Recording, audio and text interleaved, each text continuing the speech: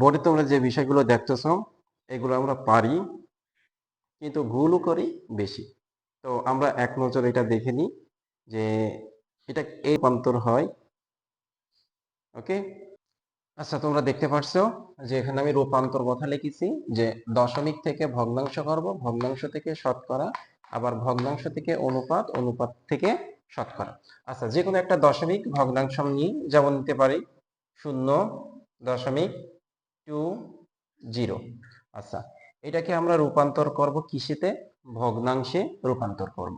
আচ্ছা তাহলে এটাকে ভগ্নাংশে রূপান্তর করলে দশমিক এই যে আছে, আমরা উপরে যা আছে তাই লিখে দিই। দশমিক পরে কত আছে? 20 আছে, লিখলাম। আচ্ছা দশমিকের পরে দশমিকের উঠাই দেওয়ার কারণে দশমিকের জন্য 1, আর দশমিকের পরে দুইটা সংখ্যা আছে, এই জন্য আমরা লিখবো কত? 0। তাহলে দশমিক থেকে আমরা এভাবে ভগ্নাংশ। আবার আমরা বুঝি যে দশমিকের জন্য আমরা হরে দেব কত? 1। দশমিকের পরে যদি সংখ্যা একটা থাকে, একটা শূন্য, সংখ্যা যদি দুইটা থাকে তাহলে দুইটা সংখ্যা, যদি তিনটা থাকে সংখ্যা তাহলে আছে তিনটা শূন্য।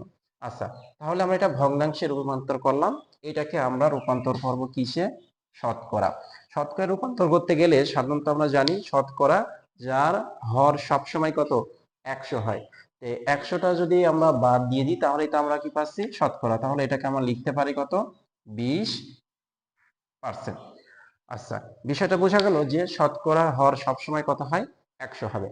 আচ্ছা এখন দেখি যে ভগ্নাংশ আছে, এই ভগ্নাংশ থেকে আমরা কি করব? অনুপাত করব। আচ্ছা তাহলে এই যে ভগ্নাংশের লব যেটা থাকে সেটাকে আমরা লিখি কত? 20। কি যে ভগ্নাংশ 20 ভাগ হচ্ছে কত? 100। তাহলে কত? 5 কত? 100। তাহলে এটা আমরা লিখতে পারি 1/5। তাহলে এটাকে আমরা অনুপাতে রূপান্তর করব। তাহলে লব যেটা থাকে সেটা হচ্ছে কি আসে প্রথমে, অনুপাতের চিহ্ন কোনটা? এইটা। তাহলে অনুপাতের চিহ্নটা দিলাম, তাহলে এখানে লিখতে 5 5। এই তো, তাহলে আমরা কি ভগ্নাংশ থেকে অনুপাতে রূপান্তর করলাম। তাহলে এইটাকে আবার কিসে রূপান্তর করব? শতকরায় রূপান্তর। তাহলে শতকরা রূপান্তর করতে গেলে আমাদের আগে এটাকে ভগ্নাংশ আকারে লিখতে হবে। তাহলে 1/5।